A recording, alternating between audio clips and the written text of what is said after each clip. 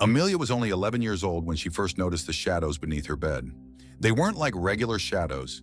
These were thick, almost tangible, and had a faint hum that seemed to pulse in the silence. At first, she thought it was just her imagination playing tricks on her. Kids often saw things in the dark, right? But as the days passed, she became sure these shadows weren't normal. Every night, the shadows would grow darker and denser. They didn't stay confined to the space beneath her bed either.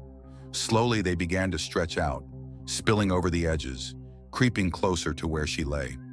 She could feel their cold tendrils reaching out for her, and sometimes, just before sleep took her, she'd hear whispers, faint but unmistakable. Amelia's parents dismissed her fears. "It's just a trick of the light," her mother said. "Shadows are just shadows," her father added. But nothing they said could ease her fear. Not when the shadows were now appearing in her dreams, whispering her name in voices that sounded broken and distant. One evening, while trying to fall asleep, she dared to look under the bed.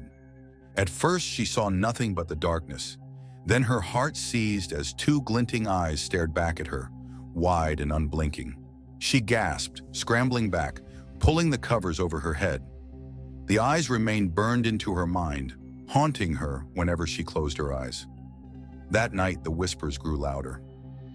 "Come play with us," they taunted, their voices filled with a strange blend of desperation and excitement. "We're so lonely down here, Amelia." Each night after that, the whispers persisted. They told her stories, twisted, nightmarish tales of children who had wandered into the darkness and never returned. They described dark places where daylight never reached and shadows that could swallow a person whole. Amelia tried not to listen, but the voices seeped into her dreams, filling her head with horrible images she could never shake. Then one night, after hours of lying awake, Amelia felt something cold grip her ankle. She screamed, but no sound came out, as though her voice had been stolen. Her bedroom door creaked open, but when she looked, there was no one there, just shadows, thick and suffocating, inching closer. She tried to pull her leg free, but the grip tightened. She could feel herself being pulled toward the edge of the bed, closer and closer to the space beneath. Just as she was about to be dragged under, she grabbed onto her bedpost, clinging with every ounce of strength she had. The shadows hissed, frustrated, and the whispers turned angry. "Come with us, Amelia," they insisted. "It's your turn." She felt herself slipping, her grip weakening. Her eyes filled with tears as she watched the shadows twist and writhe, forming vague faces that sneered and jeered at her. In one final act of desperation, she let go of the bedpost and rolled onto the floor, kicking wildly at the shadows. Her heels struck something solid, and a horrible shriek filled the room as the shadows recoiled, momentarily loosening their hold. She scrambled back onto her bed, heart pounding, gasping for breath.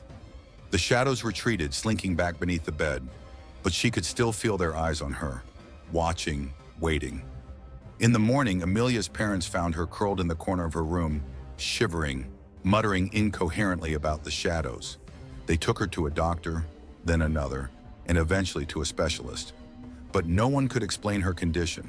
She wouldn't speak, wouldn't eat, and rarely slept. The doctors said she was suffering from some kind of trauma, but Amelia knew the truth. The shadows were waiting for her, and they were patient. Years passed, and Amelia learned to live in silence. She avoided dark places, always left a light on, and never ever looked under the bed. But the shadows waited, and she knew it was only a matter of time before they found her again. On her 16th birthday, she returned to her childhood bedroom for the first time since that terrifying night. The room had been left untouched, everything preserved as it was. As she sat on the bed, an unsettling calm washed over her. The shadows were still there, faint but present, lurking beneath. The whispers returned that night, louder than ever. "Welcome back, Amelia," they hissed, their voices echoing with twisted delight. "We've been waiting for you." This time there was no escape. The shadows reached out with icy fingers, pulling her into the darkness, their laughter filling the air. As the last sliver of light vanished, Amelia's final scream echoed through the empty house, but no one was there to hear it. The next morning, her parents found her bed empty, the room silent and cold.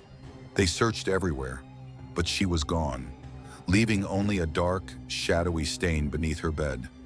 a reminder of the night the shadows finally claimed her.